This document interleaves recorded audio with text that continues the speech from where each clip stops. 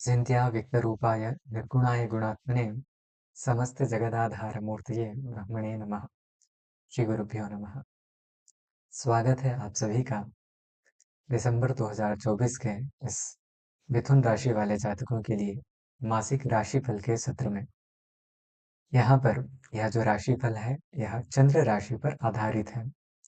पुनः एक विषय और भी है, जो भी जानकारी यहाँ पर आप सभी के समक्ष रखी जाएंगी वह सर्वथा शास्त्रोक्त प्रमाणों के आधार पर होंगी।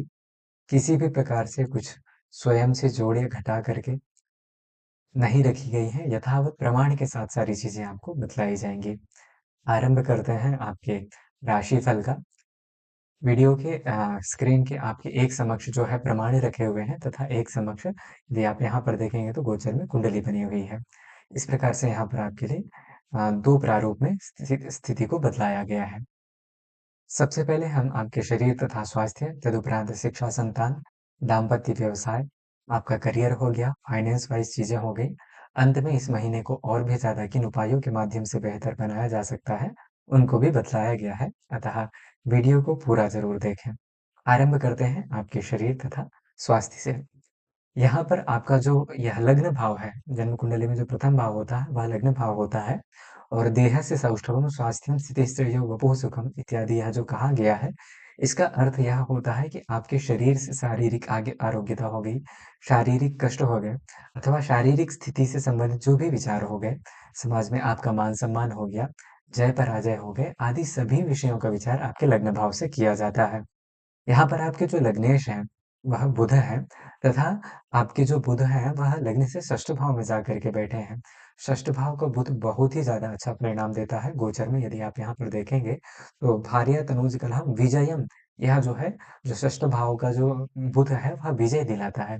अतः आपको किसी भी प्रकार से यदि आप कॉम्पिटिटिव एग्जाम्स में थे, किसी परिणाम की प्रतीक्षा में थे, वह अभी तक नहीं आया था, आदि से संबंधित जो भी चीजें हैं उनमें आपके लिए बहुत ज़्यादा सौकर्यता देखने के लिए प्राप्त होगी। पुनः समाज में आपको मान-सम्मान, यश, प्रतिष्ठा आदि की प्राप्ति भी इस गोचर अवधि में दिखाई देगी। शारीरिक आरोग्यता पूर्णतः यहाँ पर आपके लिए बनी हुई है। किसी भी प्रकार से शारीरिक कष्ट समझ में नहीं आता। एक अत्यंत हर्षोल्लास के साथ यह जो गोचर अवधि है, यह आपके लिए निकल कर के जाती हुई नज़र आएगी। आगे बढ़ते हैं आपके शिक्षा तथा संतान से संबंधित स्थिति के विचार के लिए। इसका जो विचार है, यह आपके ये जो कुंडली है गोचर में, यहाँ पर यदि आप देखेंगे तो यह जो पंचम भाव है, इस पंचम भाव से इसका विचार किया जाता है। पंचमेश आपके शुक्र हैं। गोचर बस अष्टम भाव से यदि आप यहाँ पर देखेंगे तो गोचर कर रहे हैं। अष्टम में शुक्र का जो है संपदम, अर्थात यह जो अष्टम का गोचर में शुक्र है वह संपत्ति दिलाने वाला होता है। तो निश्चित तौर पर आपके लिए यहाँ पर धनागम से संबंधित सर्वथा स्रोत खुले हुए हैं, क्योंकि आप यदि यहाँ पर देखेंगे तो मंगल जो कि आयश है वह भी द्वितीय भाव में धन से संबंधित भाव में जाकर के बैठे हैं। तो संपदा की प्राप्ति निश्चित तौर पर होगी, घर में कुछ अच्छे आयोजन हो सकते हैं। दूसरी बात, यहाँ पर हम शिक्षा तथा संतान से संबंधित कर रहे थे, तो जो भी लोग शिक्षा से संबंधित क्षेत्र में जुड़े हुए हैं उनके लिए सफलता की प्राप्ति, संतान के पक्ष से शिक्षा के क्षेत्र में अच्छी सुखद वार्ता अथवा सुखद समाचार देखने के लिए प्राप्त हो सकता है। जो लोग लंबे समय से संतान प्राप्ति की कामना कर रहे थे उनके लिए भी यहाँ पर संतान प्राप्ति से संबंधित योग बन रहे हैं। संतान का सुख विशेषता है, क्योंकि यदि आप देखेंगे पंचम से चतुर्थ में है यह शुक्र, अतः संतान प्राप्ति, संतान सुख का योग निर्माण करता है। बहुत ही ज्यादा श्रेयस्कर स्थिति यहाँ पर आपके लिए बनी हुई है इस विषय में भी। आगे दाम्पत्य तथा व्यवसाय अथवा प्रेम संबंधों से संबंधित विषयों की चर्चा की जाए तो इसके कारक जो है बृहस्पति हैं। देवगुरु बृहस्पति जो है 12वें भाव में जाकर के बैठे हैं। चूंकि यहाँ पर यह बृहस्पति गोचरवश 12वें भाव में है और यहाँ पर यह विपरीत भेद कर रहा है। इसका गोचर का एक सिद्धांत है, यदि ग्रह विपरीत भेद करता हो तो वह जो है शुभ परिणामों को देता है। अतः भले ही यह बृहस्पति आपके विपरीत भेद कर रहे हैं, मतलब 12वें भाव में है, किंतु विपरीत भेद से यह शुभ हो रहे हैं और आपके लिए अच्छे परिणामों को दर्शाते हैं। दाम्पत्य दंपति के साथ जो है कुछ लंबी दूर की यात्राएं हो सकती हैं और यह धार्मिक यात्राएं विशेषतः देखने के लिए प्राप्त हो सकती हैं। कुछ व्यावसायिक लंबी यात्राएं भी इस गोचर अवधि में दिखाई देंगी। पुनः प्रेम संबंधों में यहाँ पर आपके लिए मधुरता बनी हुई है और जो भी आपके मतलब पार्टनर है उनके साथ आपकी अच्छी जो है बॉन्डिंग इस गोचर अवधि में दिखाई देगी। कुछ अच्छा समय भी इस गोचर अवधि में आप लोग साथ में गुजारेंगे, ऐसी स्थिति यहाँ पर समझ में आती है। आगे कार्यक्षेत्र तथा आजीविका से संबंधित विषय पर विचार किया जाए। बृहस्पति ही इसके कारकत्व है। राहु की स्थिति है, अतः कुछ दौड़-भाग से संबंधित स्थिति यहाँ पर कार्यक्षेत्र में बनी हुई नज़र आ सकती है।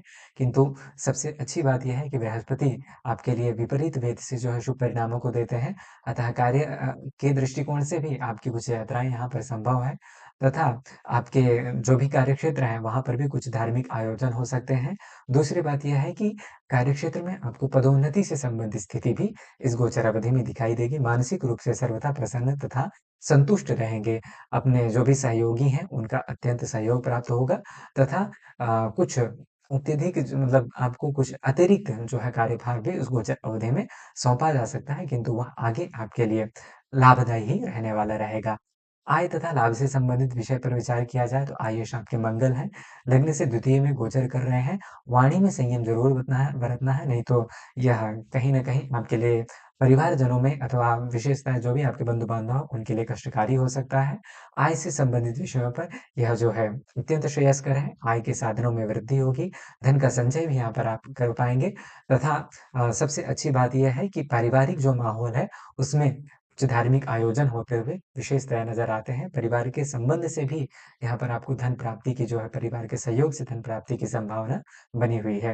अंत में कुछ सुझाव तथा उपाय से संबंधित विषयों पर चर्चा की जाए। चूँकि बृहस्पति 12वें में है, इसलिए आप ओम नमो भगवते वासुदेवाय नमः इस मंत्र का प्रतिदिन 108 बार जप करें। तुलसी को जल चढ़ाएँ। बृहस्पतिवार के दिन पीली वस्तुएँ जैसे केला हो गया, चने की दाल हो गई आदि का दान करें। मंगल तथा राहु केतु के उपाय के तौर पर यहाँ पर आपको हनुमान चालीसा, संकट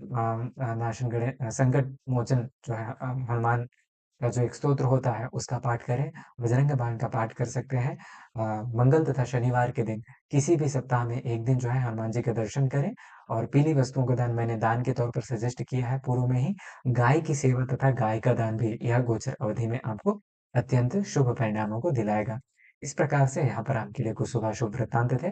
आशा है यह जानकारी आपको अच्छी लगी होगी। यदि कुछ व्यक्तिगत सुझाव आपके हैं तो आप कमेंट के माध्यम से अपनी बात रख सकते हैं। वर्तमान के लिए इतना ही, मिलते हैं अगली वीडियो में, तब तक के लिए अपना ख्याल रखिए। नमस्ते, महादेव।